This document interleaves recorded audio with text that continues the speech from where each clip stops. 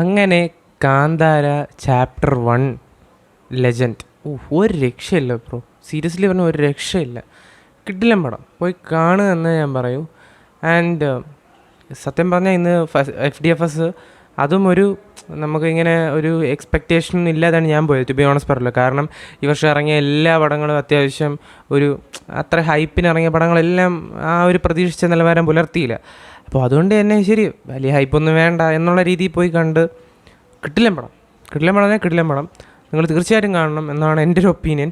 തിയേറ്ററിൽ എക്സ്പീരിയൻസ് ചെയ്യേണ്ട ചില സാധനങ്ങളുണ്ട് അതിൽ. അതുകൊണ്ട് തിയേറ്ററിൽ പോയാൽ ഒരിക്കലും ഒരു വെർത്തല്ല എന്നുള്ള രീതിയിൽ തോന്നത്തില്ല. ഒരു പടത്തിൻ്റെ ഒരു നെഗറ്റീവ് ആയിട്ട് എനിക്ക് തോന്നിയത് ഫസ്റ്റ് ഹാഫിൽ ഒരു ബിൽഡിംഗ് ഉണ്ട്, ആ ഒരു വേൾഡ് ബിൽഡിങ്ങും പയ്യെ ഇങ്ങനെ പോകുന്നതും അങ്ങനെ ഒരു സാധനമാണ്. പിന്നെ ചില നേരത്തെ കോമഡി അത് ഒഴിച്ചു നിർത്തിയാൽ ലാസ്റ്റുള്ള ഒരു 20 മിനിറ്റൊക്കെ എന്ന് പറഞ്ഞാൽ എൻ്റെ എന്തൊരു കിടിലൻ സാധനമാണ്. നമ്മളിങ്ങനെ എന്താ പറയുക, ദിസ് ഈസ് അബ്സല്യൂട്ട് സിനിമ, മറ്റേ ആ സാധനമില്ല അബ്സല്യൂട്ട് സിനിമ, അതാണ് അവിടെ നടന്നത്. കിടിലൻ പെർഫോമൻസ് വൈസ് എൻ്റെ മോൻ എന്തൊരു ആക്ടിങ് ആണ് അങ്ങനെ. ആ ഒരു ഋഷഭ് ഷെട്ടിയുടെ ആക്ടിങ് ഒരു രക്ഷയില്ല. കിടിലൻ പടം. ലൈക്ക് ഒരു പടം കണ്ടിട്ട് ഇത്രയും ഭയങ്കര നമ്മളതിൽ ഇൻവോൾവായി ഇങ്ങനെ നമ്മൾ ഈ സ്ക്രീനിൽ ഇങ്ങനെ ഇരുന്ന് പോലെ അതുപോലത്തെ മൊമെൻറ്റ്സ് ഒരുപാട് തന്നു ഈ പടം. VFX ഒരു രക്ഷയില്ല, കിടിലൻ VFX ആണ്. ആൻഡ് ഞാൻ തീർച്ചയായിട്ടും ഇതിൻ്റെ അടുത്ത തേർഡ് പാർട്ട് കാന്താര ചാപ്റ്റർ 1 അപ്പോൾ ചാപ്റ്റർ 2 ആയിരിക്കും, അതിനും വെയിറ്റിംഗ് ആണ്. കാരണം ആ ഒരു രീതിയിൽ അവർ കൊണ്ട് നിർത്തിയിട്ടുമുണ്ട്. സോ ഇത്ര എനിക്ക് പറയാനും കിട്ടുന്നുള്ളൂ. കിടിലൻ പടമാണ്, പോയി കാണുക.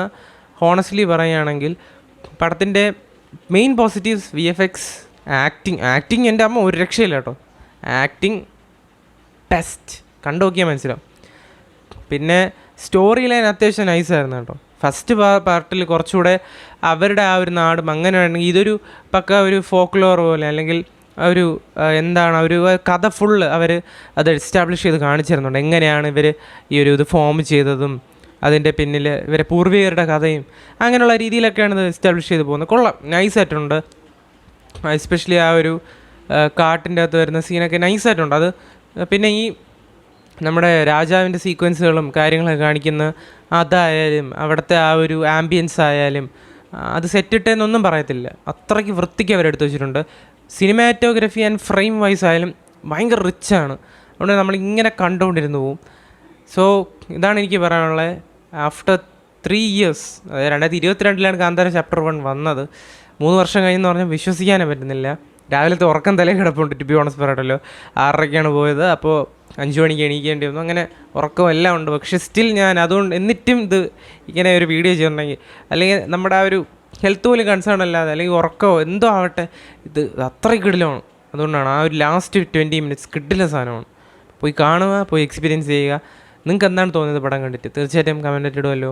അടുത്തൊരു വീഡിയോ കാണുന്ന പ്രതീക്ഷ സൈനിങ് ഔട്ട്.